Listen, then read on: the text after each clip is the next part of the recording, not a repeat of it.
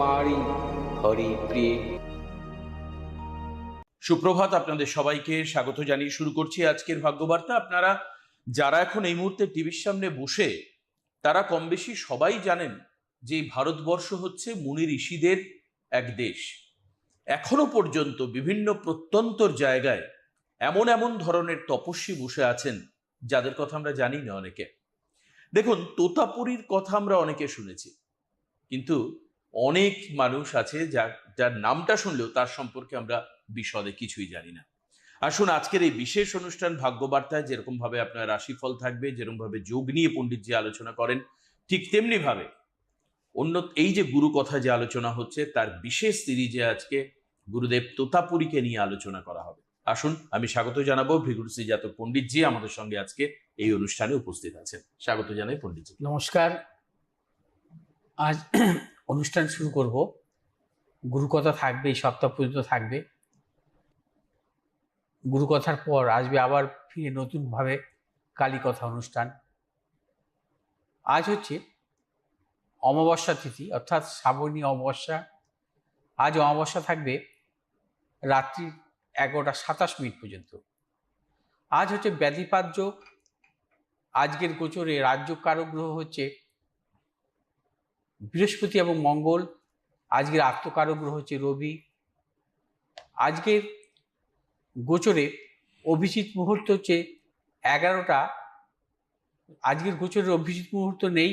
আজকের গোচরে রাহুকাল হচ্ছে দুপুর 11:41 থেকে 1:19 পর্যন্ত। আজকের গ্রহগত সন্নিবেশ, রবি আজকে অবস্থান করবে কর্কট রাশির অশ্লেষা নক্ষত্রে। চন্দ্র আজকে অবস্থান করবে কর্কট রাশির অশ্লেষা নক্ষত্রে। মঙ্গল আজকে অবস্থান করবে মিথুন রাশির মৃগশিরা নক্ষত্রে। বুধ আজকে অবস্থান করবে কর্কট রাশির পুষ্যা নক্ষত্রে। বৃহস্পতি আজকে অবস্থান করবে কর্কট রাশির পুষ্যা নক্ষত্রে। শুক্র আজকে অবস্থান করবে কন্যা রাশির হস্তা নক্ষত্রে। শনি আজকে অবস্থান করবে মীন রাশির রেবতী নক্ষত্রে। রাহু আজকে অবস্থান করবে কুম্ভ রাশির ধনিষ্ঠা নক্ষত্রে। কেতু আজকে অবস্থান করবে সিংহ রাশির মঘা নক্ষত্রে। অর্থাৎ আজকে কর্কট রাশিতে 4টি গ্রহের সমাবেশ: রবি, চন্দ্র, বুধ এবং বৃহস্পতি। এই 4টি গ্রহের সমাবেশকে বলি আমরা চতুর্গ্রহী যোগ। চতুর্গ্রহী যোগ অত্যন্ত শুভ যোগ। যদি 4টি গ্রহের যখন অবস্থান হবে, সেই গ্রহগুলো যদি রাজযোগ কারক গ্রহ হয়, অর্থাৎ একে অপরের সাথে যদি রাজযোগে আবদ্ধ হয়, বা নতুন কোনো গ্রহদের সমাবেশে নতুন কোনো যদি রাজযোগ সৃষ্টি করে, সেক্ষেত্রে অত্যন্ত শুভ ফল দেয়। যেমন আজকে কর্কট রাশিতে এই 4টি গ্রহের সমাবেশে আমরা অনেকগুলো যোগ পাচ্ছি। যেমন রবি এবং বুধের সমাবেশ, বুধাদিত্য যোগ। বৃহস্পতি এবং চন্দ্রের এই যোগকে আমরা বলি জীব যোগ। এবং রবি এবং বৃহস্পতির গুরু আদিত্য যোগ। এছাড়া আমরা যে যোগটা বিশেষভাবে পাচ্ছি সেটা হচ্ছে বৃহস্পতি এবং রবির এই যোগ আদিত্য যোগ, গুরু আদিত্য যোগ। অর্থাৎ বিভিন্ন যোগ কিন্তু আমরা এই জন্মছকে পাচ্ছি। অর্থাৎ আজকের এই গোচরে চতুর্গ্রহী যোগ অত্যন্ত শুভ, যদি কখনো বৃহস্পতি যুক্ত কোনো চতুর্গ্রহী যোগ হয়। চতুর্গ্রহী যোগ মূলত 4টি গ্রহের যে সমাবেশ ঘটবে, সেখানে অনেক সময় অনেক পাপক গ্রহের সমাবেশ ঘটতে পারে, শুভ গ্রহের সমাবেশ ঘটতে পারে, বা শুভ গ্রহ অশুভ গ্রহের সমাবেশও ঘটতে পারে। কিন্তু যখন 4টি গ্রহের সমাবেশ ঘটবে, তখন যদি সেই যোগ যদি কখনো বৃহস্পতি যুক্ত, বৃহস্পতি দৃষ্ট হয়, অত্যন্ত শুভ ফল দেয়। এর আগে আমরা ত্রিগ্রহী যোগ দেখেছি, অর্থাৎ 3টি গ্রহের সমাবেশ। যদি কখনো বৃহস্পতি যুক্ত, বৃহস্পতি দৃষ্ট হয়, সেটাও শুভ। অর্থাৎ চতুর্গ্রহী যোগের জাতক জাতিকাদের কিন্তু জীবনে সাফল্য মেলে। উচ্চশিক্ষা, কর্মজীবনে সাফল্য, অর্থনৈতিক সাফল্য আসে। কারণ বৃহস্পতি চন্দ্রের যে যোগ, সেই যোগ অত্যন্ত শুভ যোগ। আরেকটি যোগ এখানে আছে, সেটা হচ্ছে রবি এবং চন্দ্র। রবি এবং চন্দ্রের যোগ মূলত সর্বক্ষেত্রে কিন্তু অশুভ হয়। এই যোগটাকে বলা হয় রচ যোগ। রচ যোগ কিন্তু অত্যন্ত অশুভ। যদি কখনো বৃহস্পতি যুক্ত যদি রচযোগ হয়, সেটা কিন্তু শুভ ফল দেয়। রচযোগ বৃহস্পতি যুক্ত অত্যন্ত শুভ। এই যোগ কিন্তু কখনোই দেখা যায় না। যে সমস্ত জাতক জাতিকার জন্মছকে রচযোগ আছে, সেই যোগ যদি বৃহস্পতি যুক্ত হয়, তারা কিন্তু জীবনে সাফল্য পান। আমি নিজে দেখেছি, কোনো এক রাজনৈতিক নেতার জন্মছক আমি পেয়েছি, সে কিন্তু জীবনে সাফল্য পেয়েছে এই রচযোগে, অত্যন্ত সাফল্য পেয়েছে, কারণ তার জন্মটাই হচ্ছে রচযোগ বৃহস্পতি যুক্ত। অর্থাৎ রচযোগ কিন্তু প্রত্যেকেরই জন্মছকে বা অনেক জন্মছকেই পাওয়া যায়, কিন্তু বৃহস্পতিযুক্ত রচযোগ খুব কম তাদের জীবনে সাফল্য আসে। অর্থাৎ একসাথে এতগুলো যোগ গোচরে, আজকের 4টি যোগ খুবই কম, অর্থাৎ বিরল। অর্থাৎ একদিকে হচ্ছে জীব যোগ, বুধাদিত্য যোগ, গুরু আদিত্য যোগ, রচযোগ, 4টি যোগের কিন্তু সহাবস্থান আজকের এই গোচরে। আবার গ্রহদের সঙ্গে সম্পর্ক যদি দেখা যায়, যে এই গ্রহগুলো কিন্তু কারোর কিন্তু শত্রু নয়, শুধু মাত্র বুধ এবং চন্দ্রে ব্যতীত। কারণ বুধ চন্দ্রের যোগ কখনো শুভ হয় না, এর আগেও আমি আলোচনা করেছি।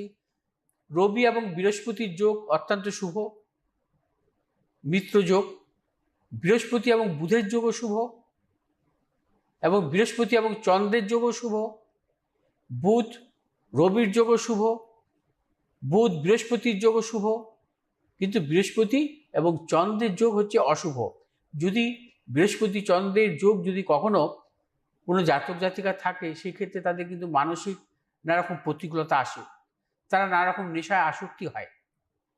কিন্তু যে কোনো অশুভ যোগ জন্মছকে থাকুক না কেন বা গোচরে থাকুক না কেন, যদি সেটা বৃহস্পতি যুক্ত বা বৃহস্পতি দৃষ্ট হয়, সেক্ষেত্রে কিন্তু অশুভ ফল দেয় না। অর্থাৎ বৃহস্পতি এবং বুধ এবং চন্দ্রের এই যোগ বৃহস্পতি যুক্ত থাকার জন্য যদি থাকে কোনো জন্মকালীন কোনো জাতক জাতিকায়, সেক্ষেত্রে কিন্তু অশুভ ফল তার জীবনে আসে না। যাই হোক, আজকের এই 4টি যোগ নিয়ে আলোচনা করলাম, এবং চতুর্গ্রহী এই যোগ বিশেষভাবে শুভ যোগ। চতুর্গ্রহী যোগ জাতক জাতিকাদের জীবনে কিন্তু অত্যন্ত সাফল্য মেলে যদি শুভ গ্রহ দ্বারা হয়, আর বিশেষ করে বৃহস্পতি যুক্ত বা বৃহস্পতি দৃষ্ট অবস্থা থাকে। মেষ রাশি জাতক জাতিকাদের ক্ষেত্রে আজকের দিনটি শুভ, অর্থলাভ, কর্মক্ষেত্রে সাফল্য। মেষ রাশি জাতক জাতিকাদের দূরযাত্রার ক্ষেত্রে সাফল্য মিলবে। আজ আপনারা যে কোনো শুভ কাজের ক্ষেত্রে দক্ষিণ পূর্ব দিকে অগ্রসর হবেন সাফল্য। শুভ রং আপনাদের লাল এবং হলুদ। আজ 1 সংখ্যার জাতক জাতকের ক্ষেত্রে শুভ, 2 সংখ্যার জাতক জাতকের ক্ষেত্রে অশুভ। বিশ্বরাশির জাতক জাতিকাদের ক্ষেত্রে আজকের দিনটি নানাবিধ প্রতিকূলতা। আজ আপনারা সর্বক্ষেত্রে সতর্কতা অবলম্বন করবেন। শারীরিক মানসিক প্রতিকূলতা অর্থনৈতিক উন্নতির ক্ষেত্রে ব্যাহত হতে পারে। বিশ্বরাশির জাতক জাতিকাদের আজকে যে কোনো দূরযাত্রার ক্ষেত্রে সতর্কতা অবলম্বন করবেন। বিশ্বরাশির জাতক জাতিকাদের আজ যে কোনো শুভ কাজের ক্ষেত্রে দক্ষিণ পশ্চিম দিকে অগ্রসর হবেন সাফল্য। শুভ রং হচ্ছে আমাদের সাদা এবং সবুজ। আজ 4 সংখ্যার জাতক জাতকের ক্ষেত্রে শুভ, 3 সংখ্যার জাতক জাতকের ক্ষেত্রে অশুভ। মিথুন রাশির জাতক জাতিকাদের ক্ষেত্রে আজকের দিনটি সর্বক্ষেত্রে সাফল্য। মিথুন রাশির জাতক জাতিকাদের অর্থ লাভ, কর্মক্ষেত্রে সাফল্য, ব্যবসা ক্ষেত্রে সাফল্য। মিথুন রাশির জাতক জাতিকাদের পারিবারিক দিক থেকে শুভ। মিথুন রাশির জাতক জাতিকারা আজ যে কোনো শুভ কাজের ক্ষেত্রে দক্ষিণ পশ্চিম দিকে অগ্রসর হবে সাফল্য। শুভ রং হচ্ছে আমাদের সবুজ এবং হলুদ। আজ 8 সংখ্যার জাতক জাতকের ক্ষেত্রে শুভ, 7 সংখ্যার জাতক জাতকের ক্ষেত্রে অশুভ। কর্কট রাশির জাতক জাতকের ক্ষেত্রে আজকের দিনটি নানাবিধ প্রতিকূলতা, অর্থনৈতিক উন্নতির ক্ষেত্রে ব্যাহত, প্রিয়জনের সাথে মতানৈক্য, গুপ্ত সত্য বৃদ্ধি হতে পারে। আজ কর্কট রাশির জাতক জাতিকারা যে কোনো শুভ কাজের ক্ষেত্রে দক্ষিণ পশ্চিম দিকে অগ্রসর হবে সাফল্য। শুভ রং হচ্ছে আমাদের সাদা এবং হলুদ। আজ 4 সংখ্যার জাতক জাতকের ক্ষেত্রে অশুভ, 9 সংখ্যার জাতক জাতকের ক্ষেত্রে শুভ। সিংহ রাশির জাতক জাতকের ক্ষেত্রেও আজকের দিনটি নানাবিধ প্রতিকূলতা। সিংহ রাশির জাতক জাতিকারা আজ সর্বক্ষেত্রে ভেবেচিন্তে অগ্রসর হবেন। অর্থ নাশ, গুপ্ত সত্য বৃদ্ধি হতে পারে, প্রিয়জনের সাথে মতানৈক্য। সিংহ রাশির জাতক জাতিকারা আর যে কোনো শুভ কাজের ক্ষেত্রে দক্ষিণ পশ্চিম দিকে অগ্রসর হবে সাফল্য। শুভ রং হচ্ছে আমাদের লাল এবং সবুজ। আজ 7 সংখ্যার জাতক জাতকের ক্ষেত্রে শুভ, 5 সংখ্যার জাতক জাতকের ক্ষেত্রে অশুভ। কন্যা রাশির জাতক জাতিকাদের ক্ষেত্রে আজকের দিনটি অর্থ লাভ, কর্মক্ষেত্রে শুভ, ব্যবসা ক্ষেত্রে শুভ। কন্যা রাশির জাতক জাতিকারা সর্বক্ষেত্রে সাফল্য পাবেন। আজ আপনার যে কোনো শুভ কাজের ক্ষেত্রে উত্তর পশ্চিম দিকে অগ্রসর হবে সাফল্য। শুভ রং হচ্ছে আপনাদের সবুজ এবং নীল। আজ 4 সংখ্যার জাতক জাতির ক্ষেত্রে শুভ, 8 সংখ্যার জাতক জাতির ক্ষেত্রে অশুভ। তুলা রাশির জাতক জাতিকারাও আজকের দিনটি সর্বক্ষেত্রে সাফল্য পাবেন। অর্থনৈতিক সাফল্য, কর্মক্ষেত্রে সাফল্য, সন্তানের সাফল্যের প্রবল যোগ। আজ তুলা রাশির জাতক জাতিকারা যে কোনো শুভ কাজের ক্ষেত্রে দক্ষিণ পশ্চিম দিকে অগ্রসর হবে সাফল্য। শুভ রং হচ্ছে আমাদের সাদা এবং সবুজ। আজ 3 সংখ্যার জাতক জাতির ক্ষেত্রে শুভ, 2 সংখ্যার জাতক জাতির ক্ষেত্রে অশুভ। বৃশ্চিক রাশির জাতক জাতিকারাও আজকের দিনটি সর্বক্ষেত্রে সাফল্য পাবেন।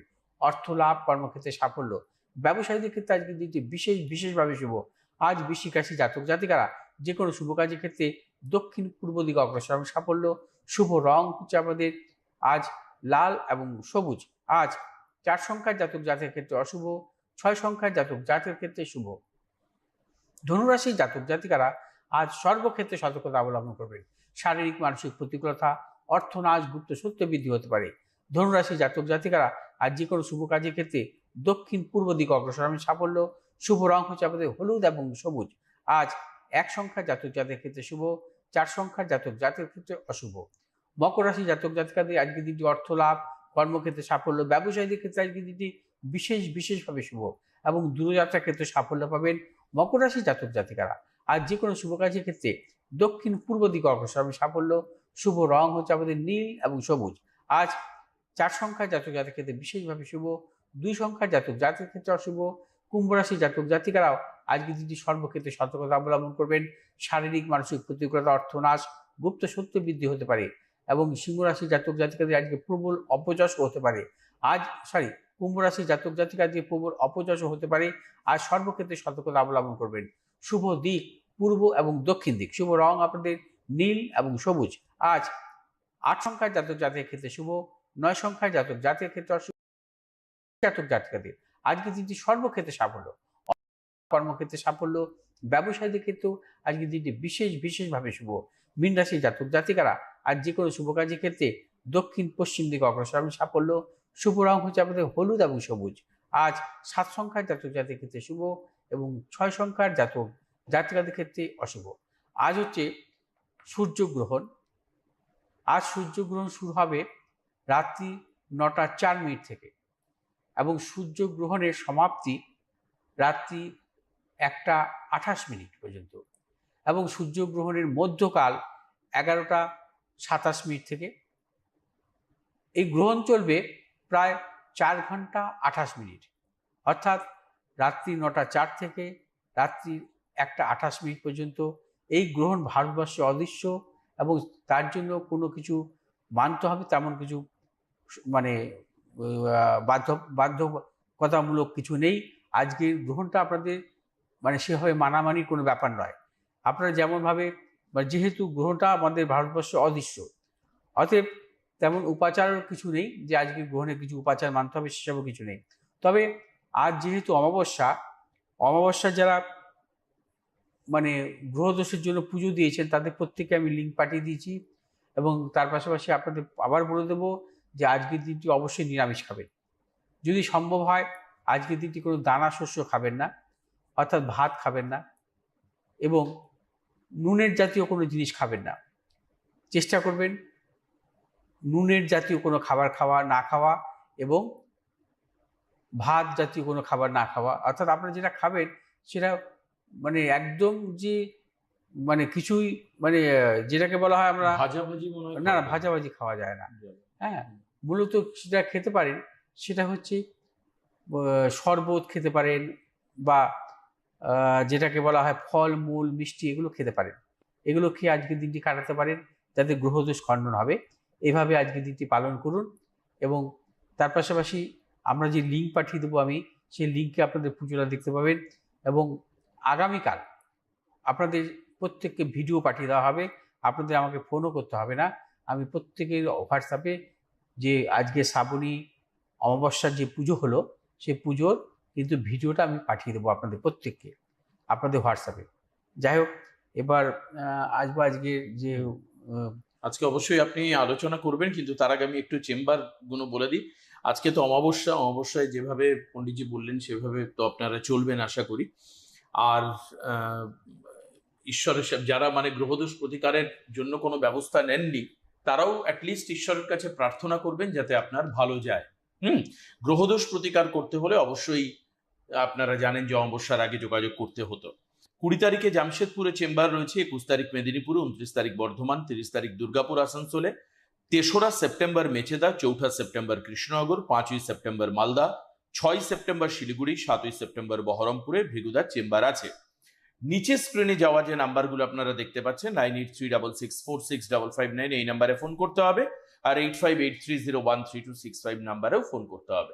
একটা ছোট্ট জিনিস একটু দেখাই, এটা হচ্ছে সেই কুষ্টি আমার হাতে রয়েছে, একটু দেখাই আমরা। এটা হচ্ছে কুষ্টি। এই কুষ্টি আপনি করতে পারেন, আপনার সন্তানের জন্য করতে পারেন, আপনার বাড়ির যে কারোর জন্য করতে পারেন।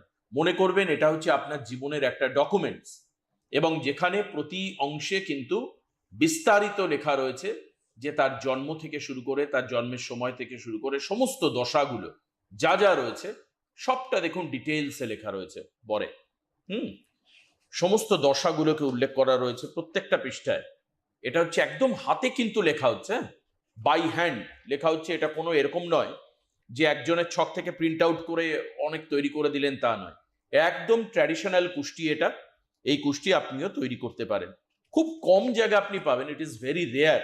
সব জায়গায় পাবেন না আপনি, সবাই আপনাকে করে দেবেও না, কারণ প্রায় 20 পৃষ্ঠার ওপরে এখানে আছে, যে 20 পৃষ্ঠায় বিস্তারিত আপনার বিবরণী লেখা রয়েছে, বিস্তারিত বিবরণী আপনার সম্পর্কে, মানে যার এটা হচ্ছে। মোটামুটি 25 থেকে 27 পৃষ্ঠা আছে। 25 থেকে 27 পৃষ্ঠা আছে, ব্যাস, তাহলে তো খুবই ভালো। আরো বিস্তারিত রয়েছে। এবার তার জীবনে সে কি করবে না করবে, কোন সময়টা তার ভালো যাবে, কখন তার ইনভেস্ট করা উচিত উচিত না, যদি আপনার সন্তান হয় তার পড়াশোনার ক্ষেত্রে কোন সময়টা ভালো যাবে, সমস্ত কিছু এই হাতে লেখা কুষ্টিতে কিন্তু থাকে। এবং এটা প্রত্যেকের ইন্ডিভিজুয়াল করা হয়, এবং সেটা ম্যানুয়ালি করা হয়, হাতে করা হয়। কাজেই যদি আপনারা মনে করেন, এবং স্বল্প মূল্যে করা হয়, এটাও আমি বলে দিই, কারণ আমি জানি অ্যামাউন্টটা টিভিতে বলবো না, স্বল্প মূল্যে করা হয়। এবং মাথায় রাখবেন যে এই একটা যদি দলিল বা আপনার ডকুমেন্টস হাতে থাকে, আপনি যে কোনো সময়, ধরে নিন আজকে থেকে 30 সাল আমার কিরকম যাবে, আমি বলছি, আমি কিন্তু যদি আমার কুষ্টি করানো থাকতো তাহলে আমি খুলে দেখে নিতে পারতাম যে 30 সালটা আমার কেমন যাবে। এই হচ্ছে কুষ্টির গুণ। এটা ভৃগুদা নিজে করেন, এবং খুব রেয়ারেস্ট অফ রেয়ার, পশ্চিমবঙ্গে আপনি খুব একটা খুঁজলেই হাতে তৈরি কুষ্টি আজকালকার দিনে আর পাবেন না। না, কেউ করে কি আমি জানি না, আমারও জানা নেই। আমি ইউটিউবে এত ভিডিও দেখি, আমি কোথাও দেখি না হাতে কুষ্টি কেউ করে না। আগেকার দিনে সেই রোল কুষ্টি গুলো ছিল, এখন সেই রোল করলে তো ছিঁড়ে যায়।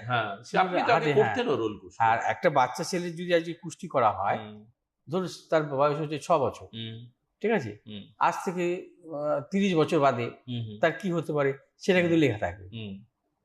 হ্যাঁ, সে তার ওই 30 বছর বাদে, অর্থাৎ তার যখন বয়স 36 বছর হবে, একদম 36 বছর বয়সে তার মানে কর্মজীবন কেমন থাকবে সেটাও কিন্তু লেখা থাকবে। ঠিক, যাই হোক, এইটা আপনারা যদি মানে করাতে চান যোগাযোগ করবেন। আমি মানে বিশেষ একটু পয়সা নিচ্ছি না তার জন্য, যে পরিশ্রমটা হয়। আচ্ছা, আজকে থাকবে গুরুকথায় তোতাপুরী মহারাজকে নিয়ে বলবো। আজ ভারতের আধ্যাত্মিক গুরুদের নিয়ে যে ধারাবাহিক প্রোগ্রামে আমি বলবো ঠাকুর শ্রী রামকৃষ্ণর দীক্ষাগুরু তোতাপুরী মহারাজকে নিয়ে বলবো তার অলৌকিক জীবন কাহিনী। তোতাপুরী সন্ন্যাসের পূর্বজীবন, তার জন্মকাল, জন্মস্থান ও পরিবার সম্পর্কে সঠিক তথ্য কমই পাওয়া যায়, এবং সেই দিক থেকে না গিয়ে তার অলৌকিক ব্যক্তিত্ব ও রহস্যময় সন্ন্যাস জীবনের কথাই আজ বলবো। তোতাপুরী লম্বা চওড়া ও সুদীর্ঘ পুরুষ ছিলেন।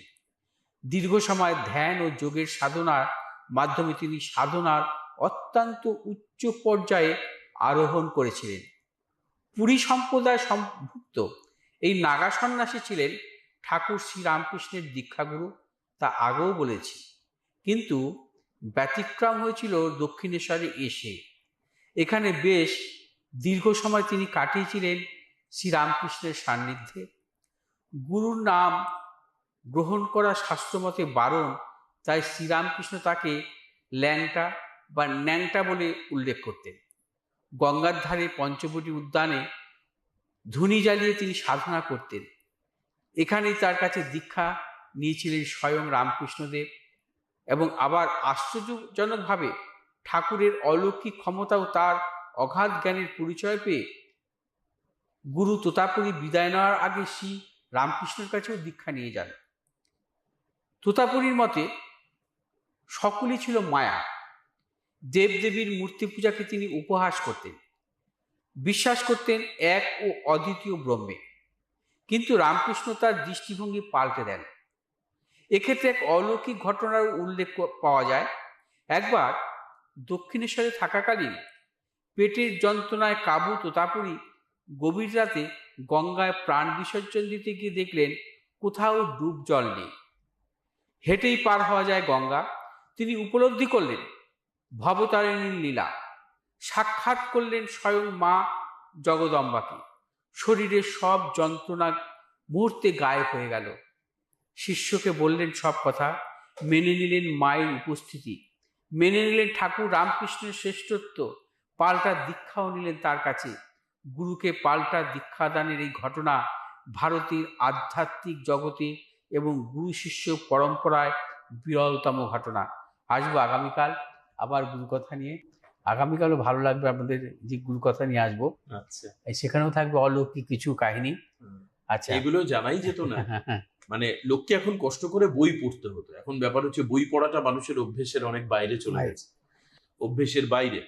সবটাই কজন বই পড়ে বলেন না, নেই, বই পড়া নেই। আর যেটা কলকাতায় যে মেলাটা হয় বই মেলা নামে, সেটা এখন পোশাকি মেলা হয়। পোশাকি সবাই বেড়াতে যায়। হ্যাঁ, বেড়াতে যায়, ঘুরতে যায়, মানে বইয়ের স্টলে সমান সমান খাবার স্টল। বই কজন কিনে, বই কজন, সবই তো বেড়াতে। আমি নিজে যাই বইমেলাতে, আমি যাই, আমি তো অন্তত দুবার যাই। অবশ্য গত বছর বইমেলাতে আমি যেতে পারিনি শারীরিক কারণে। হ্যাঁ, তার আগে প্রত্যেকটা বইমেলা, যখন আপনার ময়দানে বইমেলা হতো, ওরে বাবা, সেই ময়দানে আমি যেতাম, ধুলো বালির মধ্যে। তারপরে আমাদের মিলন মেলায় বইমেলা হতো, সেখানেও আমি যেতাম। তারপরে এখন তো সল্ট লেকে, হ্যাঁ আমি যাই। সেটাই, তাই ওই জন্যই ইতিহাসের কদিনচিত আপনাদেরকে আভাস দেওয়ার আমাদের কাজ, দায়িত্ব, সেটা পণ্ডিতজি করে আসছেন, আগামী দিনে উনি করে যাবেন। অক্লান্ত ভাবে উনি কাজ করছেন।